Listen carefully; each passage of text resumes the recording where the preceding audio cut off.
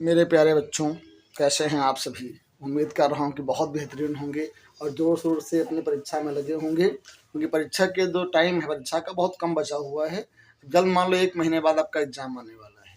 तो देखिए, इस क्रम में हम क्या बताएंगे आपको, ऐसे प्रश्न जो परीक्षा की दृष्टि से महत्वपूर्ण होते हैं और अक्सर परीक्षा में वो आते हैं।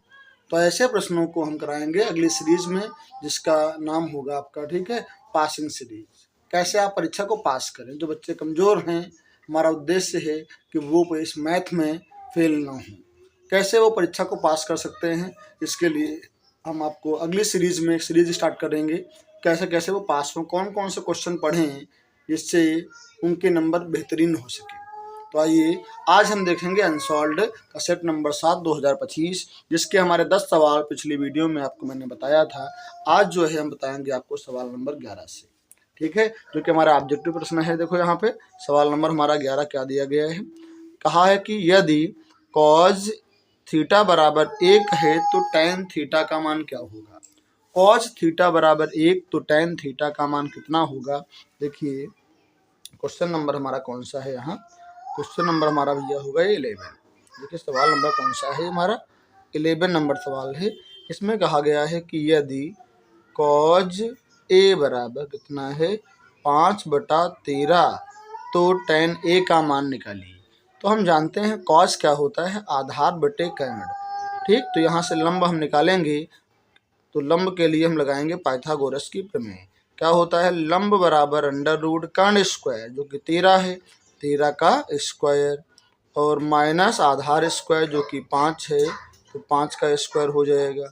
कितना आएगा यहाँ, 13 का स्क्वायर आएगा 169, ये आएगा 55 25, घटाएंगे इसमें तो ये बचेगा हमारा 4 4 और 1, 144 कितने का रूट होता है, ये हमारा रूट होता है कितने का, 12 का, ठीक। तो यहाँ से आधा लंब कितना आ गया, 12 आ गया। हमें निकालना क्या है मेरे प्यारे बच्चों, हमें निकालना है यहाँ से टैन। तो देखो यहाँ से टैन क्या हो जाएगा, टैन ए क्या होगा, लंब बटे आधार। लंब कितना आया, 12 आ गया, और आधार आपका दिया गया है ऊपर 5। इस प्रकार हमें टैन क्या मिल गया, टैन मिल गया 12/5। क्या मिल गया, टैन हमें मिल गया 12/5, ठीक है। उम्मीद है आपको समझ में आया होगा प्रश्न हमारा ये। अब हम देखेंगे अगला हमारा प्रश्न क्या है, ठीक है। देखो यहाँ, आइए भैया, देखो यहाँ अगला हमारा सवाल क्या है। अगला हमारा सवाल है भैया सवाल नंबर 12। देखिए 12 नंबर में क्या है, 12 नंबर कहता है कि भैया अगर कॉस थीटा बराबर 1 है तो आप दिखा दो कि टैन थीटा का मान कितना होगा। मुझे लग रहा है आप बहुत होशियार बच्चे हैं, तो इसको बताइए। अगर आपने मान याद किया है तो बता लेंगे आप। कॉस थीटा ना, एक कितने का मान होता है कॉस में, कॉस 0 का मान होता है 1 का, 0 का मान 1। कॉस कॉस कैंसिल हुआ तो थीटा कितना आएगा, 0। थीटा आ गया 0। हमें निकालना है टैन थीटा यानी टैन 0। आप जानते हैं टैन 0 का मान क्या होता है, 0 होता है। टैन 0 का मान क्या होता है मेरे बच्चों, 0 होता है। तो आंसर क्या आ गया आपका, यहाँ से 0 आ गया। टैन थीटा क्या हो गया, 0 हो गया। उम्मीद है समझ में आया होगा। अगर आपने इसको इन मानों को याद किया है, ट्रिग्नोमेट्री टेबल जो है वो आपने कायदे से याद किया है तो ठीक है। देखो यहाँ अगर आपने नहीं याद किया है तो आपके लिए सवाल जादू हो जाएगा। कैसे आ गया यहाँ पे cos 0, ठीक, ये आपका हो गया। देखिए अगला सवाल क्या है, सवाल नंबर हमारा 13। यहाँ भी आपको आवश्यकता पड़ने वाली है त्रिकोणमिति सारणी की। तो 2 tan 30 अपॉन 1 + tan स्क्वायर 30 कहा है, बताइए भैया इसका मान कितना होगा। तो देखो यहाँ मान रखेंगे 2 गुणे tan 30 का मान 1/√3 हो गया, नीचे 1 + tan 30 का मान 1/√3, इसका स्क्वायर है तो स्क्वायर कर देंगे। यहाँ 2 एकम 2 आएगा ऊपर, 2/√3। यहाँ क्या मिलेगा, 1 + 1 आया, √3 का स्क्वायर 3 हो जाता है, 2/√3 हो गया। यहाँ 3 एकम 3, 1 जोड़ देंगे 4/3, ठीक। इसका हम इससे गुणा करेंगे, कितना आएगा, 3 दूना 6 बनेगा, नीचे क्या आएगा 4√3 आ गया।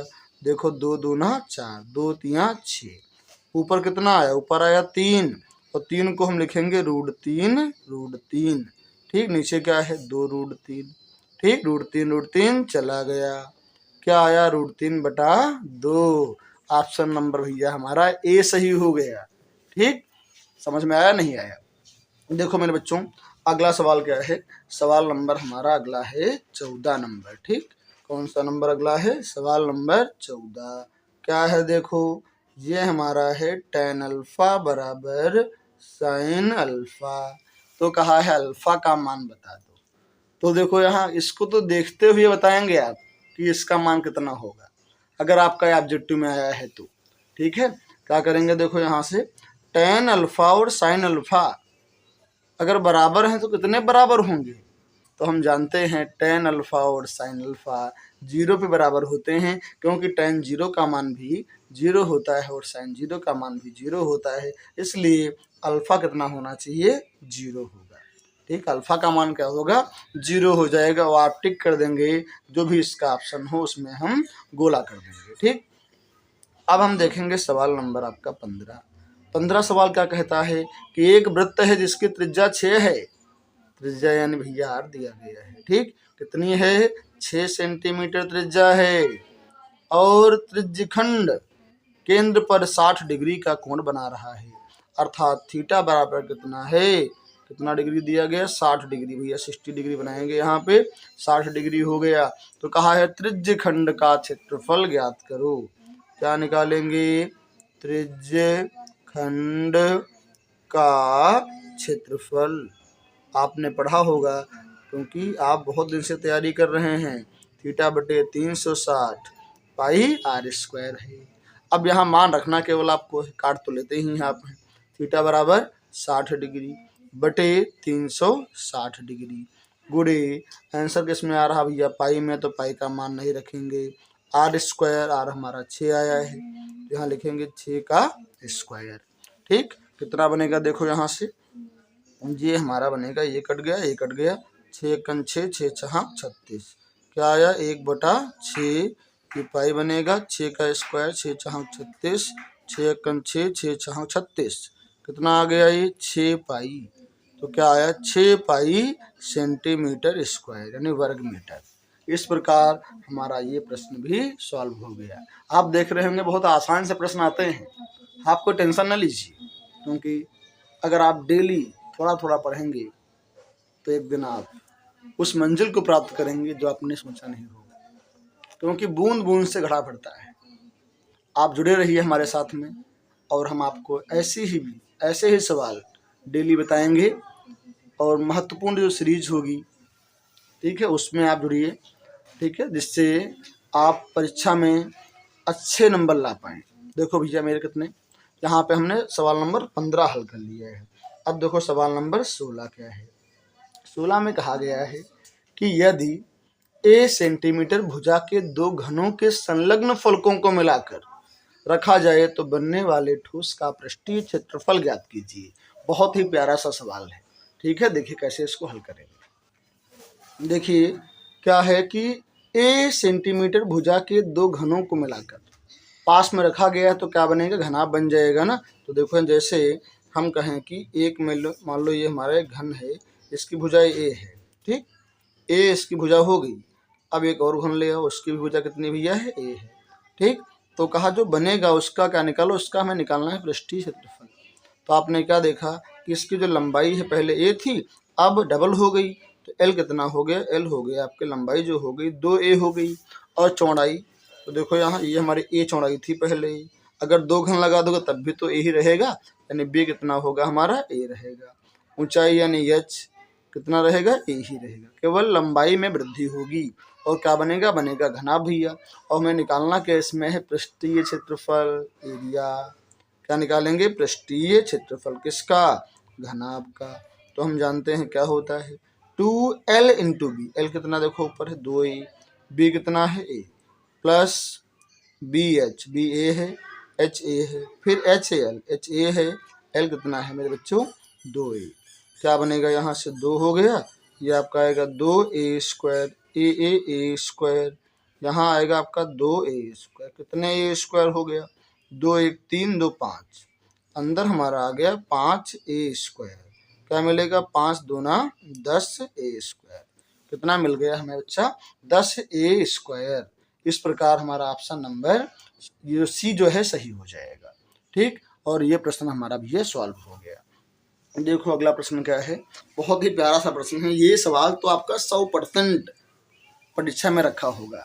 कौन सा सवाल देखो है, 17 नंबर प्रश्न हमारा दिया गया है। कहा है कि इसका माध्य निकालिए। क्या निकालना है? माध्य। तो आइए माध्य निकालते हैं। माध्य हम कैसे निकालेंगे? ये तो प्रश्न आपका 100% परीक्षा में आना है। 4 नंबर में भी आ सकता है और यहाँ आपका 1 नंबर में दिया गया है। क्या दिया गया है कि इसका माध्य निकालिए।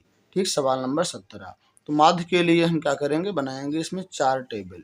एक टेबल तो हमको दी गई है वर्ग अंतराल की, दूसरी हो गई बारंबारता की दी गई है, तीसरा हम निकालेंगे मध्यमान, फिर निकालेंगे हम fx। ठीक, ये हमारा वर्ग अंतराल का है, ये हमारी बारंबारता यानी f का है, जिसे हम मानेंगे मध्यमान x, ये हो जाएगा fx। ठीक, इन मानों को पुट करेंगे। यहाँ मान कितना है देखो, यहाँ 0 से 10 और 10 से 20, 20 से 30, 30 से 40। बारंबारता क्या है? 4 है, 5 है, फिर 4 है, फिर 7 है। ये कैसे निकालेंगे x मध्यमान इसका? इनको जोड़ो, आधा करो। कितना आएगा यहाँ? आधा इसका 5। 20 10 30 का आधा 15, यहाँ 50 का आधा 25, 70 का आधा 35। अब क्या करेंगे? f और x का गुणा, इन दोनों गुणा कर लो। 4 पंचे 20, 15 पचे 75, 25 चक्कू 100 आएगा। यहाँ 7 पचे 35 के 5, 7 या 21, 22 23 24। इनको जोड़ दो। 5 5 10 का 0, हासिल आया 1। 7 2 9, 9 और ये 4 13, 1 14 का 4। ठीक, 2 और 1 3, एक हासिल है 440 आ गया। यहाँ क्या आएगा? 7 4 11, 11 5 16, 16 4 20। हमें निकालना है यहाँ माध्य यानी x बार। फार्मूला क्या इसका है? Sigma fx upon sigma f, यानी f को जो जोड़े हो कितना आया है? 440। और यहाँ fs का योग ना, यहाँ f का योग कितना आया है? 20। 2 ये कट गया, 2 दूना 4 और 2 दूना 4, कितना आ गया? यहाँ 22 आ गया। ठीक, इस प्रकार हमारा ऑप्शन जो है डी करेक्ट हो जाएगा। ठीक, यहाँ तक हमारे ये जो सवाल नंबर 17 सॉल्व हो गया। देखिए हमारा सवाल नंबर 18 कहा है माध्यिका वर्ग बताइए। हमें क्या निकालना है? माध्यिका वर्ग। तो इसके लिए हम बनाएंगे 3 टेबल। ठीक, सवाल नंबर 18 कितने बनाएंगे? 3 कॉलम बनाएंगे। वर्ग अंतराल, बारंबारता, ये हमारा होगा संचयी बारंबारता। वर्ग अंतराल, बारंबारता यानी f दिया गया है और हम यहाँ निकालेंगे संचयी बारंबारता यानी CF। क्या दिया गया है? ये 0 से 5, 5 से 10, 10 से 15 और 15 से 20, 20 से 25। बारंबारता क्या है? 4 6 10, 6 और 4। ठीक, ये हो गया। तो देखो यहाँ CF कैसे निकालेंगे? 4 को उतार लिया, 4 को उतार लिया तो यहाँ 6 और 4 ही 10 आएगा। 10 और 10 20 बनेगा, 20 और 6 क्या बनेगा? 26 और 4 30 बन गया। कितना आया यहाँ पे? 30। अब 30 का आधा कितना होता है? 15। 15 कहाँ पड़ेगा? 15 इससे तो बड़ा होगा, नहीं यहाँ पड़ेगा ना, इसमें पड़ा तो इसके सामने जाएंगे इस साइड में। क्या मिल गया? 10 से 15। ये क्या है? 10 से 15 हमारा माध्यिका वर्ग हो जाएगा। क्या हो जाएगा? 10 से 15 हमारा माध्यिका वर्ग हो जाएगा। देखिए मेरे भैया सवाल नंबर 19 क्या है? सवाल नंबर 19 आपका कहा गया है किसी अधिवर्ष में 53 रविवार होने की प्रायिकता। बहुत ही प्यारा सवाल है, बहुत बार पूछा गया है। ठीक, अधिवर्ष में 53 रविवार होने की प्रायिकता कितनी होगी? इसे आप याद कर लीजिए, 2/7 होगा। ठीक, अगर अधिवर्ष ना होता, केवल वर्ष होता तो यहाँ पे 1/7 होता। ठीक है, अगला क्या है देखो यहाँ से सवाल नंबर 20। एक घटना निश्चित रूप से घटती है तो इसकी प्रायिकता क्या होती है? याद कर लो भैया, 1 होती। जैसे आपसे कहें कि सूरज पूरब में निकलता है तो इसकी प्रायिकता कितनी होगी? क्या होगी प्रायिकता इसकी? 1। ठीक, क्योंकि वो 100% पूरब में ही निकलेगा, पश्चिम में तो निकलेगा नहीं। ठीक, तो इसलिए प्रायिकता क्या हो जाएगी? इसकी प्रायिकता 1 हो जाएगी। जो चीज़ें 100% वही हों, उसका उत्तर ना बदले। ठीक, तो क्या हो जाएगा, उसे कहते हैं निश्चित रूप से निश्चित प्रायिकता। और जो चीज़ कभी हुई संभव ही ना हो उसकी प्रायिकता क्या होती है, 0। जैसे कहें कि सूरज के पश्चिम में निकलने की प्रायिकता क्या होगी, तो क्या हो जाएगी मेरे बच्चा, 0 हो जाएगी। ठीक, तो आज तो देखिए, उम्मीद है आपको आज की वीडियो अच्छी लगी होगी। प्रयास करेंगे कि इससे अच्छा कंटेंट आपको दें। जुड़े रहिए हमारे साथ में, और यदि संभव हो सके आपको हमारी वीडियो अच्छी लगी हो तो इसे लाइक कीजिए, सब्सक्राइब कीजिए और लोगों तक शेयर कीजिए, अपने दोस्तों को बताइए, जिससे उन्हें भी इस वीडियो का लाभ मिले आपके साथ में। ठीक है, तो डेली नए नए कंटेंट प्रयास करूँगा कि आप अच्छा कर सकें, मैं जितना अच्छा आपको दे सकूं देने का प्रयास करूँगा। ठीक है, जुड़े रहिए हमारे साथ में। फिर मिलते हैं कल एक नई वीडियो के साथ में। आज के लिए इतना ही।